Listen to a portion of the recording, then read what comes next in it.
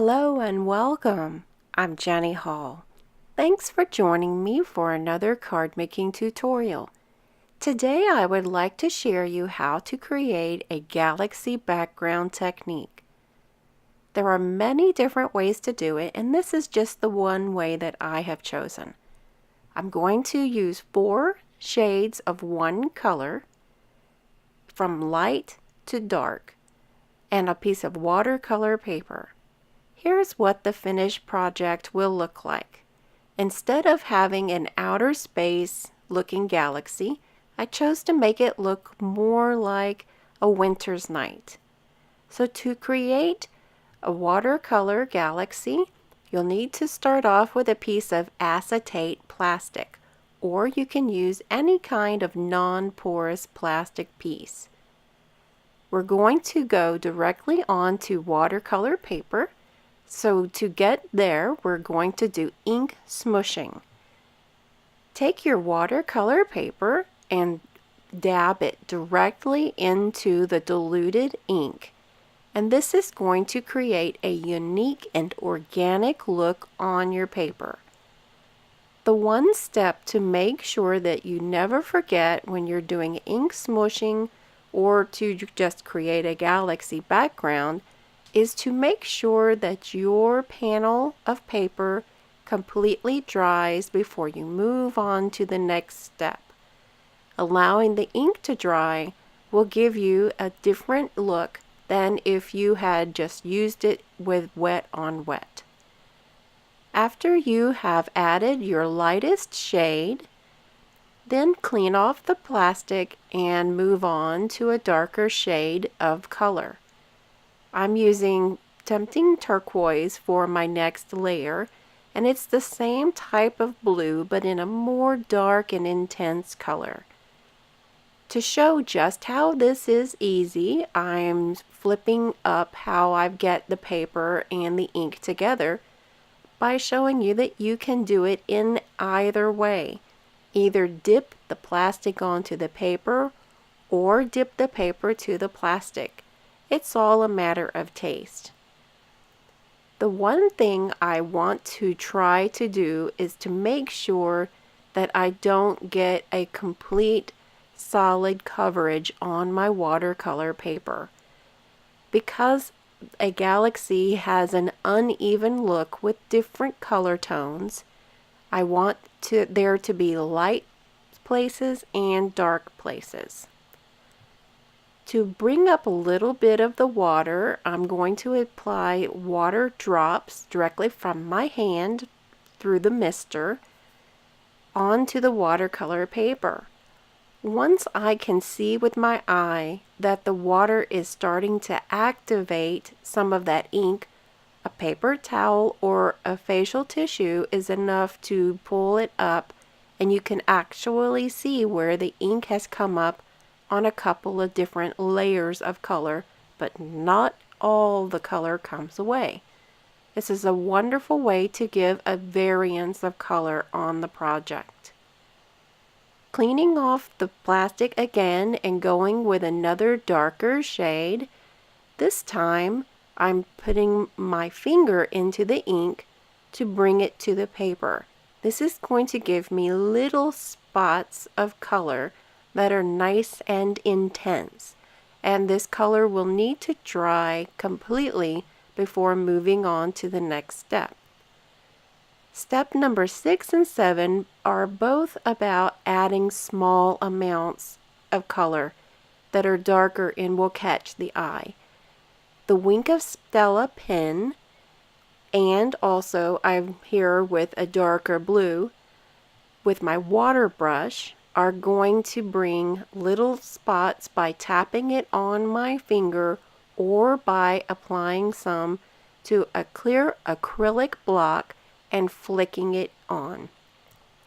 Once all these tiny spots have dried, then you're feeling very accomplished by now because you've gotten a lot of steps done on this project, so good for you. Taking the darker color and now giving it a filled in look to the rest of the area of the paper is probably the most fulfilling part of creating this galaxy look. If I were to use black on this final step, then it would give me a cosmic or outer space look.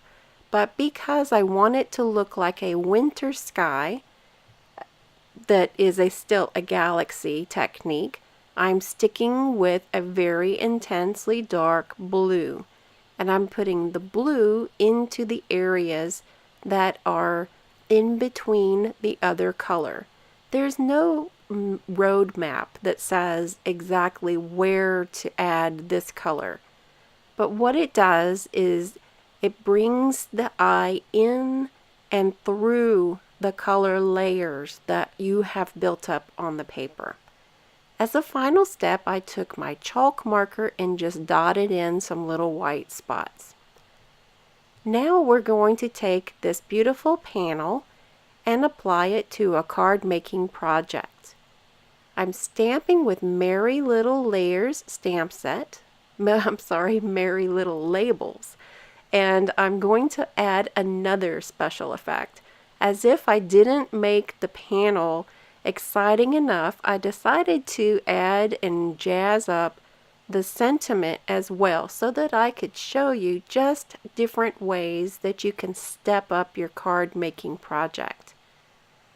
I did a rock and roll technique on the two brown colors that I'm using to stamp with. This is going to make sure that the edges are a little darker.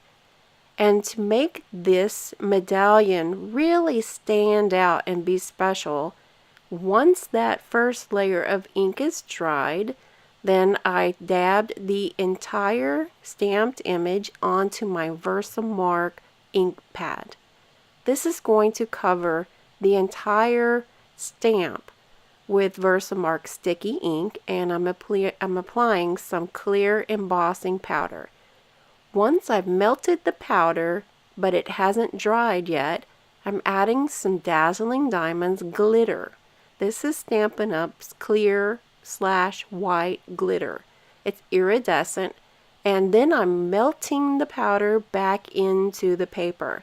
So now I have nice sparkles of glitter that are embedded into a clear, shiny layer of clear embossing over my panel, or over my little medallion.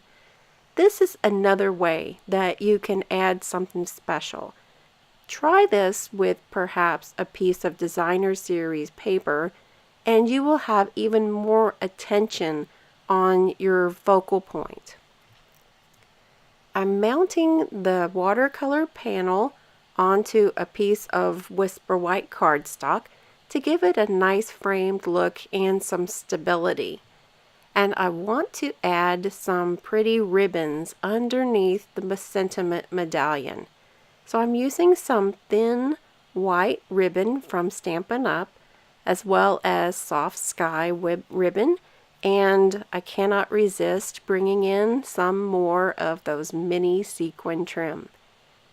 As a habit, I pull off the ends of the mini sequin trim so that I can make sure that I have some of those sequins to use in the rest of my project, and it also gives a different look when the ribbon has a fray to the edge. This is an added texture and visual element that doesn't cost me any more time, other than it gives me a really pretty look to the card. I'm adhering all this together with liquid glue and trimming down the ribbons to where everything will fit into a normal sized envelope. This project is also going to be part of the Creating Kindness Design Team blog hop. If you like this video project and it has really nice punch of color, then please go to the video description and check out all of the other links to the other participants' videos. You can go from my YouTube video to another by clicking those links. For the inside of the card, I'm using a little bit of ink that is left over on the stamp, and adding in some of that nice dark dapper denim blue that is going to give me a pretty look for the inside of the card as well. Thank you for joining me for this card making tutorial. All of the measurements and supplies are listed in the video description underneath this video and are available in my online store. Be sure to check out all of the other videos from the Creating Kindness design team as well. I think you'll like their projects too. Thanks for watching. I'll see you next time. Thanks for watching the video. Have a good day!